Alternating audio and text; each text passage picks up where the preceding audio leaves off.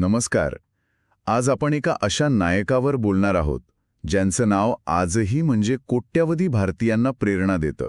छत्रपती शिवाजी महाराज.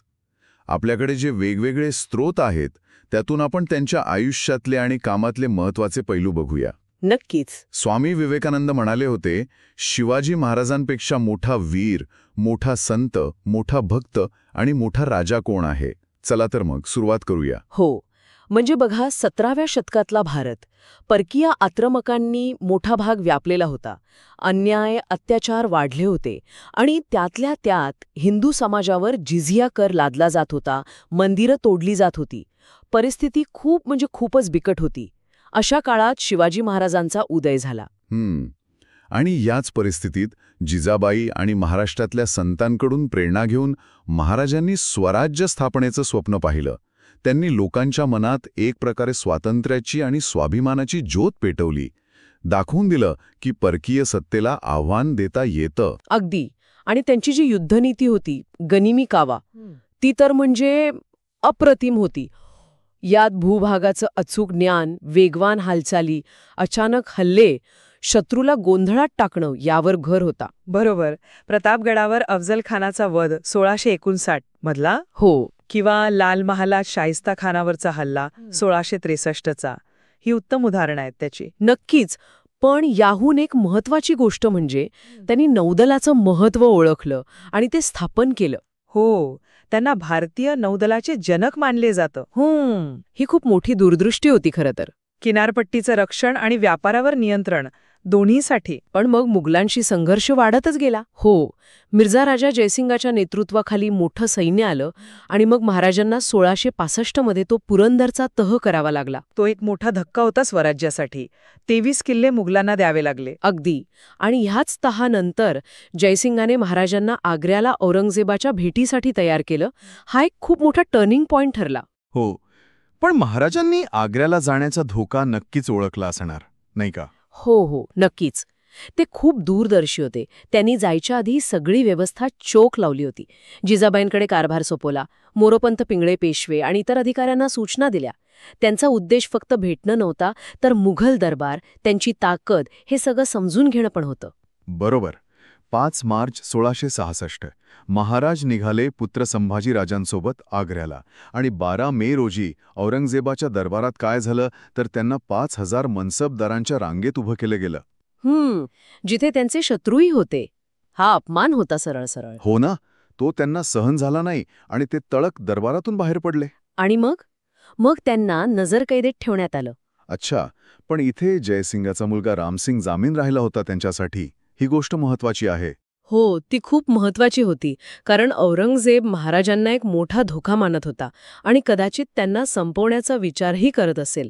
पण रामसिंगाच्या जामीनकीमुळे तो थांबला होता. आता यातून सुटका कशी करायची हा मोठा प्रश्न होता महाराजांपुढे. आणि मग त्यांनी ती अद्भुत योजना आखली. हो. आजारी पडल्याचं नाटक केलं. मग म्हणे प्रकृती सुधारण्यासाठी प्रार्थना म्हणून ब्राह्मण आणि गरिबांना मिठाई आणि फळांचे मोठे पेटारे वाटायला सुरुवात केली. सुरुवातीला पहारेकरी पेटारे तपासायचे बारकाईने. पण रोजचंच झालं म्हटल्यावर थोडे निष्काळजी झाले असतील ते. अगदी. आणि याच संधीचा फायदा घेतला महाराजांनी. 19 ऑगस्ट 1666 रोजी त्याच पेटाऱ्यांमध्ये बसून महाराज आणि संभाजीराजे निसटले. काय थ्रिलिंग असेल ते. अक्षरशः पहारेकरांच्या डोळ्यात धूळ फेकून. अविश्वसनीयच. तिथून पुढे सुरू झाला तो अत्यंत जोखमीचा परतीचा प्रवास. वेश बदलला, कधी साधू, कधी बैरागी. संभाजीराजांना मथुरेत सुरक्षित ठेवलं. ते परत नेमके कोणत्या मार्गाने आले यावर इतिहासकारांमध्ये एकमत नाहीये बहुतेक. हो, बरोबर. काही जण वेगळा मार्ग सांगतात, काही मराठी आणि राजस्थानी नोंदी वेगळ्या मार्गाबद्दल बोलतात. पण सगळ्यात महत्वाचं काय तर 12 सप्टेंबर 1666 रोजी ते राजगडावर सुखरूप परत आले. या सुटकेनं औरंगजेबाचा अपमान झाला, पण महाराजांची प्रतिष्ठा प्रचंड वाढली. आणि फक्त प्रतिष्ठाच नाही तर दख्खनमधल्या राजकारणालाही एक वेगळी दिशा मिळाली असं म्हणता येईल. मुघलांना आव्हान देता येतं हे पुन्हा सिद्ध झालं. परत आल्यावर मग त्यांनी लगेच गमावलेले किल्ले परत जिंकायला सुरुवात केली. हो. आणि मग 1674 मध्ये स्वतःला छत्रपती म्हणून राज्याभिषेक करवून घेतला. सार्वभौम राज्याची घोषणा. अष्टप्रधान मंडळाची स्थापना केली. एक आदर्श प्रशासन व्यवस्था उभी केली. अगदी. अर्थ, संरक्षण, न्याय प्रत्येकासाठी वेगळं मंत्री. खूप ऑर्गनाइज्ड होतं सगळं. आणि त्यांचं चारित्र्य बघा, स्त्रियांबद्दल आदर, शत्रूच्या स्त्रिया मुलांनाही त्रास न देण्याचं धोरण. इतकंच नाही तर मुस्लिम संतांचा आदर, मशिदींना देणग्या दिल्याचं पण दिसतं. एक सर्वसमावेशक राजा.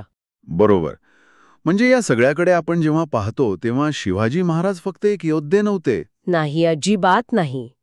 ते एक कुशल प्रशासक होते, दूरदृष्टीचे नेते होते आणि उच्च नैतिक मूल्यांचं प्रतीक होते.